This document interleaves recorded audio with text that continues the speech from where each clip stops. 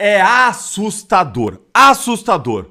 Líder do PT escorrega e revela esquemas escondidos de Lula.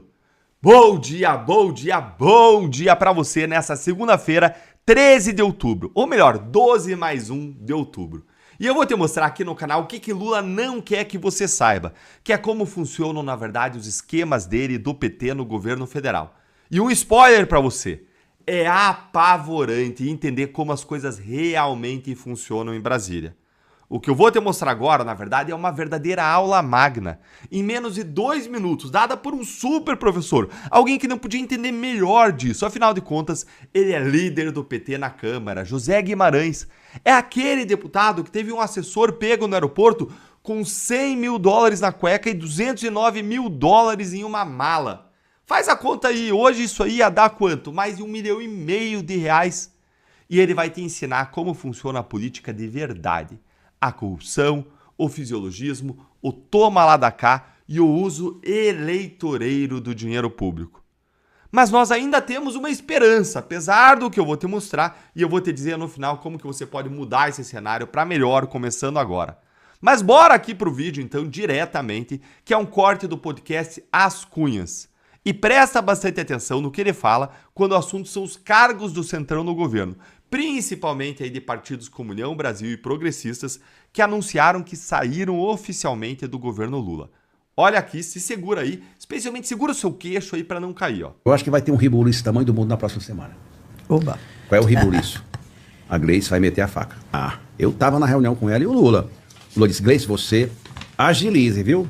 E mexa no vespeiro aí da Caixa Econômica, para começar. Eita! Olha E aí, aí, vai ter evidentemente, gente rodando, que eles é estão isso? apavorados, todo mundo. A Caixa Econômica hoje É o indicado do Arthur Lira, né? o cara... E o cara, rapaz, é competente, o Lula gosta dele, mas... Mas o PP tá vacilando. Exatamente. E aí, as 9 vice-presidências da Caixa, que são... E as superintendências estaduais, é todas indicação dele. Quem é que tem as vice lá? Olha só. O PL tem uma. Olha. Os republicanos tem uma. A Igreja Universal. O PDT, André Figueiredo, tem uma, que é da Rede, que é uma das mais importantes.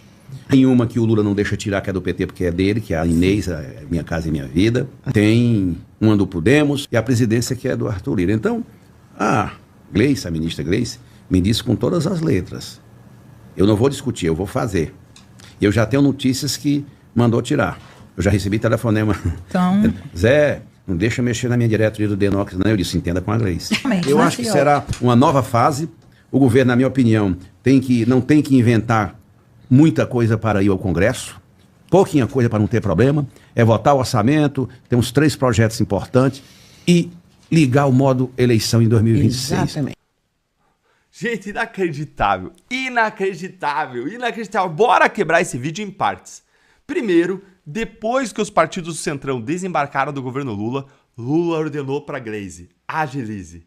E ela ligou a motosserra dela e começou com o vespeiro da Caixa Econômica. Por que a Caixa Econômica, Deltan? Porque o presidente da Caixa é indicado de Arthur Lira, que ainda tem um poder enorme na Câmara dos Deputados e dentro do PP.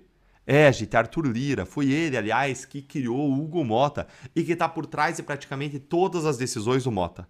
A autoridade dele na Câmara ainda é tão grande, mas tão grande, que quando teve aquela obstrução que a oposição fez lá no plenário, impedindo lá o uso da mesa diretora, aí os líderes da oposição foram negociar o fim da obstrução com quem? Com Mota? Não. Com Lira, não com Mota. Só para vocês terem uma noção de quem manda de verdade. Ou seja, aqui o Lula mandou a Gleice cortar onde dói na carne do Arthur Lira para mandar um recado claro por ele ter abandonado o governo. Vocês prestaram atenção como o José Guimarães ainda fala que o presidente da Caixa é até competente e Lula gosta dele, mas que ele vai rodar porque o PP tá vacilando? Gente, e quando ele revela que as 9 vice-presidências da Caixa e superintendências estaduais são todas indicações do Arthur Lira? É assim que eles aparelham completamente o Estado, pessoal. Veja que a seleção dos cargos não foi por competência. A seleção dos cargos foi por indicação política. As pessoas não são selecionadas por serem boas, por estudarem, por terem experiência. Não, isso é dado para partidos que controlam o poder, indicando apadrinhados, mesmo pessoas incompetentes que chegam lá com o objetivo de seguir o mando do partido, de controlar poder e pior, muitas vezes, como eu vou te falar, para praticar corrupção. Tá tudo dominado. Eles negociam cargos em troca de apoiar projetos, votações ou iniciativas do governo. Aí eles indicam seus apadrinhados para ocupar esses cargos. E presta atenção no que eu vou te dizer. Eu não posso afirmar que esses cargos são usados para praticar corrupção, esses específicos, que essas pessoas são corruptas. Mas foi o que a gente descobriu no passado, no Mensalão. A gente viu isso na Lava Jato. O esquema sempre foi o mesmo, o loteamento, a divisão dos cargos, das secretarias, das diretorias, das autarquias, das empresas públicas, são divididas entre os partidos. Aí os políticos dos partidos indicam apadrinhados para roubar você. Quem prestou depoimento no Mensalão, na Lava Jato, disse que sempre foi assim. Mas presta atenção, a pessoa pode ser honesta, os partidos podem ser honestos. Eu não posso afirmar nada sem ser leviano, dizer teve corrupção aqui, tem ali, mas no Brasil a gente identificou desonestidade e corrupção em tantos casos de indicações políticas, que a gente acaba generalizando para dizer que em muitos casos isso aí tudo acontece e esconde grandes esquemas de corrupção, embora a gente não possa afirmar isso caso a caso sem ter provas. Então, feito esse esclarecimento, a gente está vendo, gente, a repetição de padrões do passado. E aí o José Guimarães mostra quem também tem vice-presidências na Caixa. Quem? O PL tem uma. Não sei como que o PL pode ter uma, gente. Deve ter sido algum acordo regional com alguém daqueles do Valdemar. E vamos lembrar, né? Porque o PL ele tem uma ala ideológica com excelentes deputados e senadores e tem uma ala ali fisiológica do Valdemar, que vem desde tempos do Valdemar. Vamos levar. Valdemar da Costa Neto, pego e condenado no Mensalão. Aí a gente tem vigente aí do Republicanos, que ele mencionou, PDT, Rede, PT, Podemos. E agora, o que eles vão fazer, hein? Vão tirar todas essas indicações e partidos que não estão apoiando o governo. Vão passar a motosserra, vão distribuir o butim aí com quem de fato apoia e ainda deu a letra do que vem por aí. Bora votar o orçamento do ano que vem, aprovar mais 3 projetos importantes para Lula e ligar o modo eleição 2026. O que significa gastar doidado com benefícios sociais a rodo para reeleger Lula com folga. Gastar como se não houvesse amanhã. Ligar o modo pão e circo para garantir que o povo fique feliz e reeleja Lula. Porque a dor de cabeça da noitada, essa vem só no dia seguinte da eleição. Agora me contem nos comentários, é ou não é desesperador saber como realmente funciona a política no Brasil, especialmente dito aí de uma forma tão pública, natural, como fez o deputado petista. Eu fico me questionando agora nessa era dos podcasts e internet, se eles vão começar a dar entrevista, começar aí, falando a real. Você acha que isso aí ajuda eles? Eu acho que isso afunda eles. Por isso que a gente não vê esses fisiológicos dos podcasts. Mas o desavisado foi aí. Não basta ter tido ali o assessor desavisado, pego com tanto dinheiro na cueca, né? Certamente era alguma coisa só do assessor, né? E aí não basta esse desaviso, e aí agora estava aí desavisado falando como realmente funcionam as coisas em Brasília. Ai, gente. Calma, que a gente ainda tem esperança de mudar o Brasil. Você percebe que dentre os partidos citados como tendo cargos na Caixa, não tinha um, né? Não tinha o Partido Novo. Pois é. O Novo não aceita fazer parte desse toma lá da cá, desse fisiologismo, dessa festa da corrupção. O Novo é o partido que mais se posiciona contra o governo Lula no Congresso. É o que mais entrou com representações contra Alexandre de Moraes. E é por isso que eu convido você para participar dessa batalha comigo, se filiando a esse time de guerreiros do Partido Novo. É um partido que tem maior parte cidadãos e não políticos. São cidadãos que querem mudar. É um partido que defende liberdade de expressão, defende o combate aos abusos do governo Lula, combate à corrupção, a vida, a família, as liberdades, bandido na cadeia. E vamos preparar os quadros que vão renovar a política em 2026. Então junte-se a mim, Marcel Van Hatten, Salles em São Paulo, Luiz Lima, Rio de Janeiro, Eduardo Girão do Ceará, Jeff Echechini e Paulo Martins aqui no Paraná, Guilherme Kilter, muitos outros nomes do time do Novo. Existem vários modos de ajudar nessa luta e estar dentro de um grupo, de uma organização que luta, é um dos principais modos de ajudar. Por quê, Deltan? Porque como soldado você não vai conquistar uma cidade. É só o exército que conquista uma cidade. Então convido você, junte-se a nós, se filiando pelo link deltandalagnol.com.br/novo. E se você quiser ser candidato, além de você se filiar, você pode participar da nossa jornada 2026, que vai te preparar com tudo o que você precisa saber para uma jornada de sucesso na política. No Novo também tem curso para pessoa que quer ser assessor, para se preparar para servir na política. Tem a Academia do Amanhã para você, cidadão, que quer ter aulas a cada 15 dias com os melhores nomes. Então vou deixar o link na descrição, não só aqui para afiliação, mas também da academia. Olha eu da academia, o QR Code da academia. Basta você mirar aí para você se filiar nessa academia, que vai te preparar como cidadão com aulas, palestras, excelência a cada 15 dias. E você vai fazer parte aí da nossa comunidade. Quer se candidatando, quer estudando, se preparando, quer servindo de outras formas. Você também pode se filiar aí por esse QR Code aqui, se inscrever na academia por esse QR Code aqui e tá junto conosco, lutando dentro da trincheira, dentro desse exército. Espero você lá dentro, vamos lutar juntos por um Brasil melhor. Vamos endireitar o Brasil. Grande abraço e até o próximo vídeo. Os Estados Unidos jogaram luz sobre um segredo que Moraes escondeu sobre o Felipe Martins, calando uma pergunta que revelaria um escândalo. A caixa de Pandora foi aberta. Depois que a alfândega, o órgão de controle de fronteiras dos Estados Unidos, confirmou que o Felipe Martins sim sofreu uma fraude no seu registro de imigração, e mais, esse órgão oficial americano ontem condenou o uso desse registro fraudulento pelo ministro Alexandre de Moraes para prender ilegalmente o Felipe por 6 meses. Depois disso, uma nuvem de suspeitas começou a se formar sobre a prisão do Felipe. Provas antigas, momentos do julgamento, atitudes suspeitas de Moraes começaram a ressurgir com tudo, aumentando o tom das perguntas sobre quem fez o registro fraudado, que foi a razão do encarceramento ilegal do Felipe, quem tinha interesse em prender ilegalmente ele. Há uma nuvem de suspeitas ficando cada vez mais cinzenta, mais densa, sobre as ações do STF nesse caso. Vejam comigo aqui essa postagem do Jeffrey Checchini, advogado do Felipe, e depois eu vou mostrar para vocês um vídeo, uma gravação de um momento inacreditável da audiência oficial lá do STF, em que o Mauro Cid foi ouvido.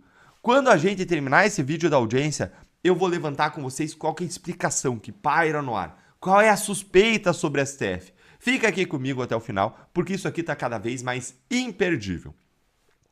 Prestem bem atenção na pergunta que eu fiz em audiência ao Mauro Cid sobre a suposta viagem do Felipe Martins aos Estados Unidos e vejam a intervenção que Alexandre de Moraes fez, calando a pergunta.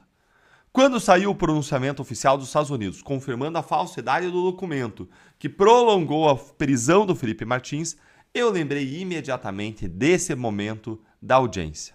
E aí ele pergunta, Magnitsky será só o começo? Ou seja, vai ter uma investigação sobre as autoridades, talvez até o ministro do STF, a partir dos Estados Unidos? Segurem essas informações aí na mente de vocês e bora agora pro vídeo da audiência. Você vai ver aí o Moraes em cima na régua da câmera. O Jeffrey não vai aparecer porque ele está compartilhando a tela do computador, ó. Já vai vendo aí, ó. O Moraes está lá em cima na régua, tá vendo, ó? O Moraes ali em cima na régua. Aí o Jeff não está aparecendo porque ele está compartilhando essa tela maior do computador para mostrar as provas na audiência, para fazer as perguntas ao Mauro Cid, e aí se desenrola aí tudo o que está acontecendo. Olha aí, ó. Olha lá, o Moraes aí em cima, o Jeff perguntando, bora lá. O senhor na condição de ajudante de ordens, quando havia viagens internacionais, o senhor ficava responsável por algum ato? Somente quando eram viagens privadas. As viagens oficiais, a lista de embarque era feito pelo GSI junto com o gabinete. Quando eram viagens privadas, eu ficava responsável, eu e minha equipe ficávamos responsáveis pela lista de embarque. Viagem privada. Essa lista é sua? Dá um zoom, por gentileza, Ricardo. Ó, tá mostrando as provas na tela. Provavelmente essa lista é minha. Era uma lista inicial, né, com um rascunho inicial do pessoal que possivelmente poderia embarcar com o presidente para os Estados Unidos. A lista oficial foi o senhor que fez?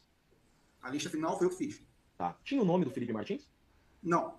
Gente, não tinha o nome do Felipe Martins na lista oficial, só num rascunho. Olha só, segue aí. E por que você não informou na Polícia Federal que não tinha o nome do Felipe Martins? Porque não me foi perguntado. O senhor sabia que foi essa lista provisória que colocou ele 6 meses na cadeia?